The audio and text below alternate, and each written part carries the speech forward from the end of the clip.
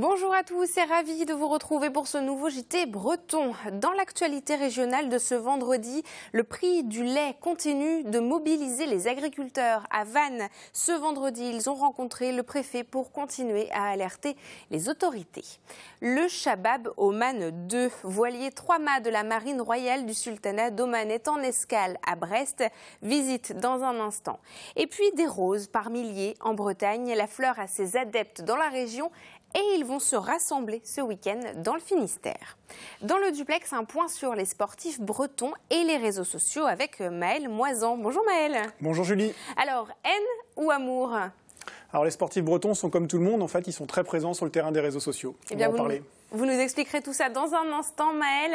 Merci de suivre cette édition régionale. Nous sommes le vendredi 16 juin 2017.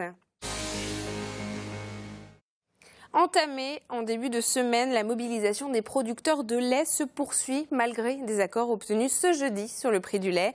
Les agriculteurs ont tenu à se rassembler ce vendredi pour continuer à marteler l'idée d'un prix plus rémunérateur. À leur côté, élus et candidats aux élections législatives. Le préfet du Morbihan les a reçus dans la journée et on va écouter Franck Guéhenec au micro de Fanny Cocognier.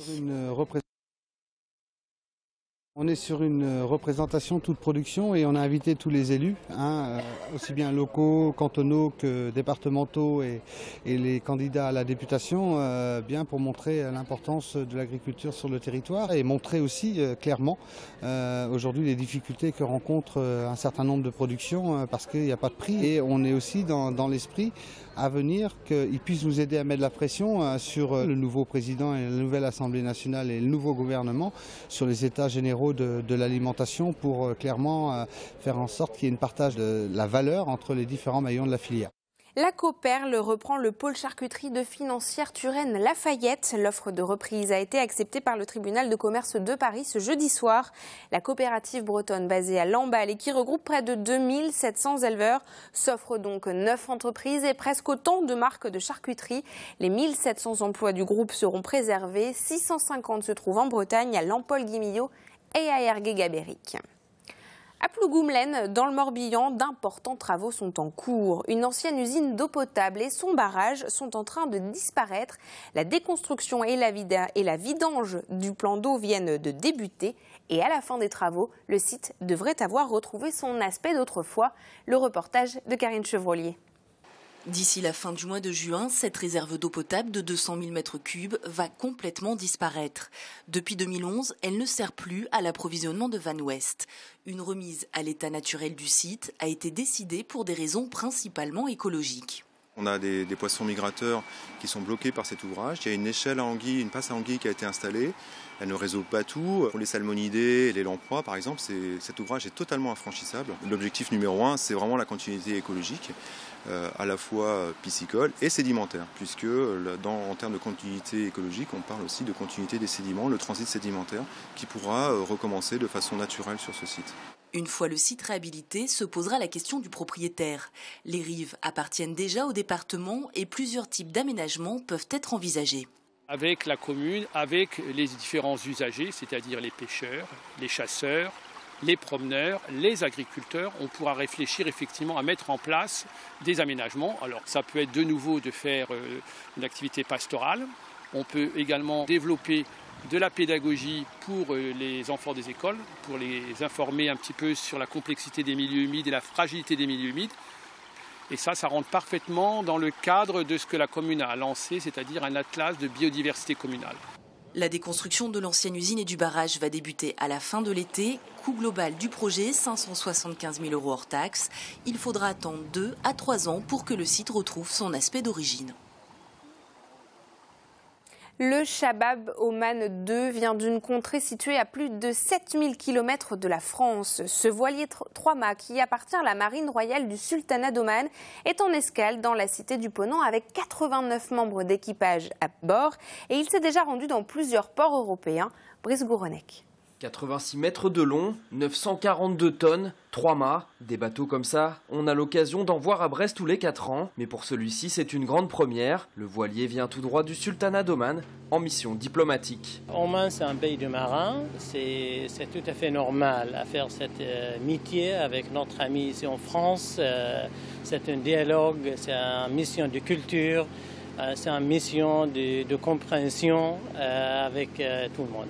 Le Shabab Oman 2 appartient à la marine royale du sultanat, tout droit sorti de chantier néerlandais en 2014. Il s'agit d'un bateau-école. Le nom Shabab Oman signifie la jeunesse d'Oman.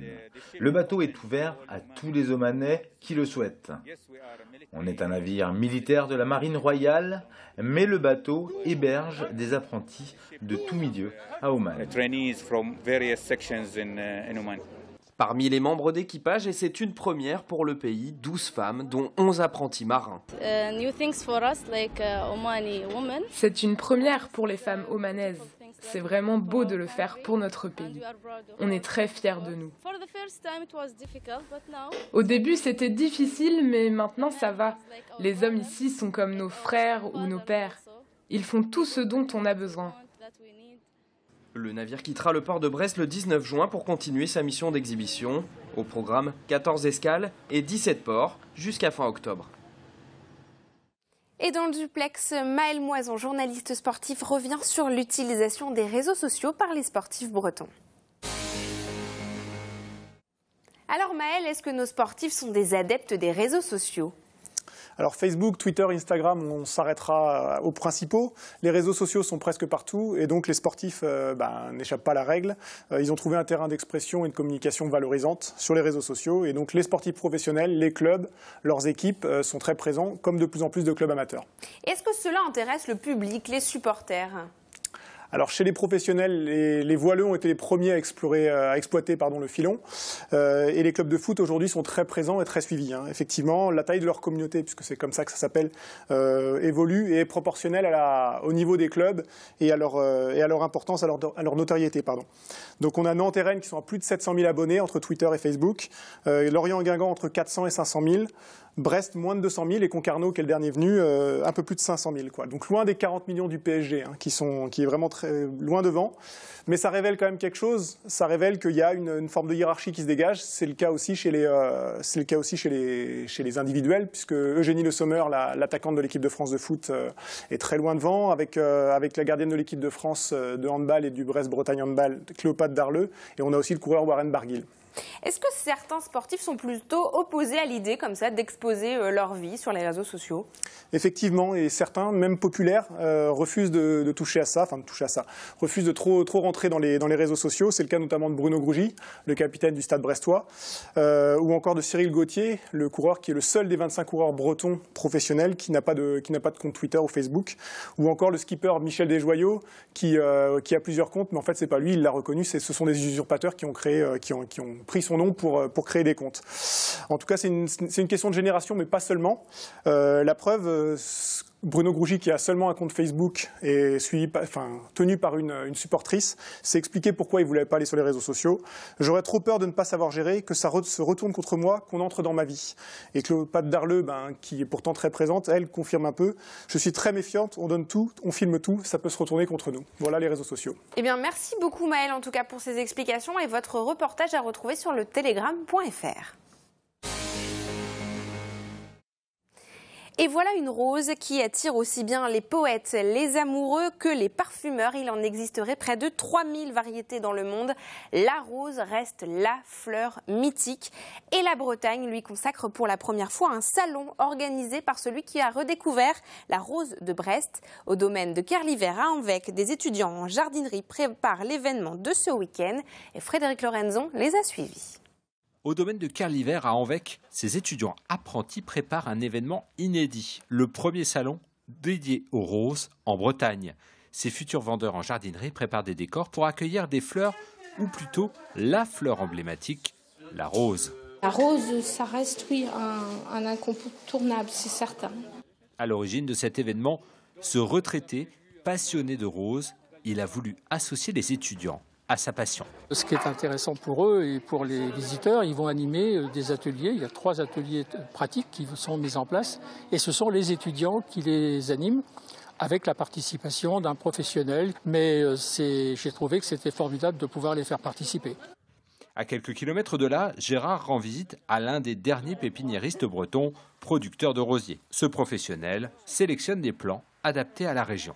On a développé la roseraie pour vraiment avoir un support pour pouvoir greffer nos rosiers et présenter les variétés acclimatées. Si le rosier est adapté à la région dans laquelle il va pousser, il n'y a pas forcément besoin d'être tout le temps avec son pulvérisateur et d'être traité de façon chimique. Parmi les roses à développer, il y a Ville de Brest, une rose oubliée pendant des années. Donc l'intérêt maintenant de l'avoir redécouverte, c'est de lui donner vie, et vie pour les Brestois, parce qu'en fait elle ne s'appelle pas Ville de Brest comme ça par hasard. Gérard Bellec veut faire de la rose Ville de Brest un symbole d'union entre les villes européennes qui portent ce même nom. Une délégation européenne sera d'ailleurs accueillie dans la capitale d'Iroise ce week-end. Et du théâtre pour refermer cette édition, nous avons suivi les comédiens et comédiennes amateurs qui vont interpréter le 24 juin la pièce 12 hommes en colère pour le festival Tous en scène à Quimper. Depuis 6 mois, ils répètent avec le metteur en scène Robert Joubin et Frédéric Lorenzon nous en dit plus dans ce reportage. Ils sont 12, amateurs de théâtre et pratiquants depuis plusieurs années. Dans quelques minutes, ils vont jouer l'ultime répétition de la pièce 12 hommes en colère tirée du film de Sidney Lumet qui obtint l'Oscar en 1958. Une pièce où 12 jurés doivent décider d'envoyer ou non un jeune homme à la chaise électrique. Que tous ceux qui votent non coupables lèvent la main. Être réunis à 12 sur le plateau pendant 2h30, une expérience que ces comédiens souhaitaient ardemment. Puisqu'on a fait beaucoup de créations, et là c'était vraiment une volonté d'avoir un texte unique et d'être tous ensemble, sans entrée ni sortie, et de partager ensemble un espèce de huis clos. Les vicieux, des abrutis qui veulent nous couper les couilles, c'est ça leur plan, nous couper les couilles. Les 12 comédiens se sont préparés pendant un an avec le metteur en scène professionnel Robert Joubin. C'est un texte très technique. Bande de tarés. Donc ça demande quand même une capacité de concentration, d'écoute soutenue. Ça demande un entraînement, quoi. L'intensité et la performance de cette pièce ont nécessité un entraînement un peu particulier. Robert nous a fait lire la pièce et à chaque fois qu'on venait, c'était tous les mardis soirs, on tirait au sort et on jouait le rôle du numéro qui nous revenait. À l'issue des répétitions, le casting final a été décidé par le metteur en scène. Un jour, le coup près est tombé et on a reçu nos rôles. Le metteur en scène a distribué les rôles. Quelle a été votre réaction à ce moment-là ? Très heureux, je désirais le numéro 3. Pour faire vivre le huis clos étouffant d'une salle de délibéré, les comédiens ont travaillé avec une ancienne avocate, aujourd'hui directrice de prison. Ils joueront d'ailleurs devant des détenus. Merci de nous avoir suivis, c'est la fin de cette édition. Ce dimanche à 20h30, n'oubliez pas notre émission spéciale consacrée aux résultats du second tour des élections législatives. Résultats et analyses en direct sur votre antenne. On se retrouve lundi. Très bonne soirée et bon week-end.